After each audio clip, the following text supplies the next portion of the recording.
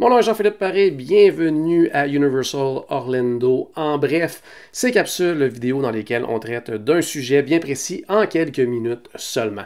Aujourd'hui, avant de commencer, je vais juste vous préciser que les forfaits 2022 sont maintenant disponibles, donc pour toute l'année 2022 du côté du Universal Orlando Resort. Donc, contactez-nous à voyage-wdworld.com afin d'obtenir une soumission ou pour réserver tout simplement votre séjour pour 2022. Le sujet du jour, on va parler des transports entre les hôtels et les parcs. Donc, tous les hôtels Universal proposent un transport gratuit en autobus vers City Walk et de là, vous pouvez marcher vers les deux parcs thématiques. En fait, c'est juste à côté. Universal Studios et Islands of Adventure, bien sûr. Le trajet ne dure que quelques minutes, moins de 10 minutes là, pour l'hôtel le plus éloigné, qui est le Endless Summer Resort. Et ça fonctionne presque en continu, en fait. Quand un autobus quitte, habituellement, il y a déjà un autobus derrière qui attend pour prendre sa place. Donc, c'est hyper efficace et rapide. Il y a des hôtels aussi qui proposent un service de bateau-taxi. Dans les hôtels de catégorie Premier, c'est-à-dire le Portofino Bay, le Hard Rock Hotel et le Royal Pacific, ainsi qu'à l'hôtel Sapphire Falls. Le quai principal se trouve du côté de City Walk, et de là, les bateaux partent environ toutes les 15 minutes, 1 heure avant le début de l'entrée anticipée le matin, jusqu'à la fermeture de City Walk, ça peut aller jusqu'à 2-3 heures du matin, donc très efficace encore une fois comme moyen de transport. Vous pouvez aussi marcher de la plupart des hôtels à l'un ou l'autre des parcs en utilisant, oui, les sentiers pédestres qui sont magnifiquement aménagés. C'est très beau, sérieusement. On longe une rivière, des arbres, de la végétation, donc c'est vraiment beau. Le Hard Rock Hotel est le plus proche des parcs, à seulement quelques pas, en fait, de l'entrée principale de Universal Studios.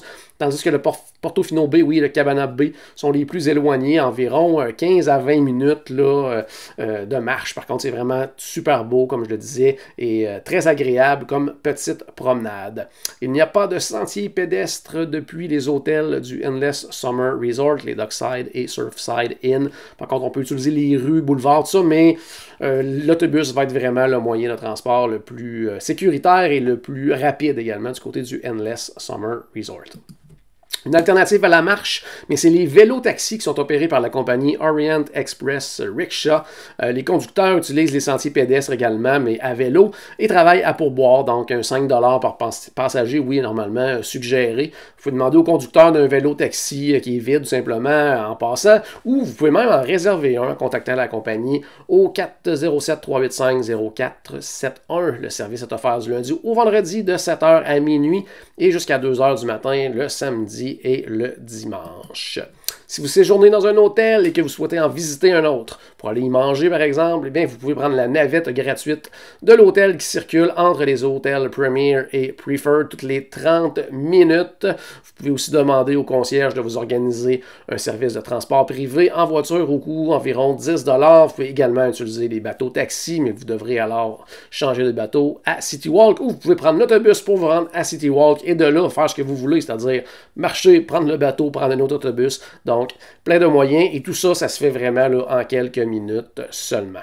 Du côté du parc aquatique Volcano Bay, bien, il est situé juste à côté de l'hôtel Cabana Bay Beach Resort. On s'y rend tout simplement en marchant. Il y a vraiment un sentier direct vers l'entrée du parc. Ça se fait en peine 2 minutes en sortant de l'hôtel Cabana Bay, donc ça va super vite. C'est la même chose pour les hôtels voisins, Sapphire Falls et le Aventura Hotel. On va tout simplement traverser au Cabana Bay. Il y a un passage piétonnier, là, un petit pont expressément pour ça, donc ça se fait très bien. Pour les autres hôtels, bien, le transport se fait en autobus. Il y a également un arrêt directement au terminus de City Walk lorsqu'on veut passer d'un des parcs thématiques au parc aquatique.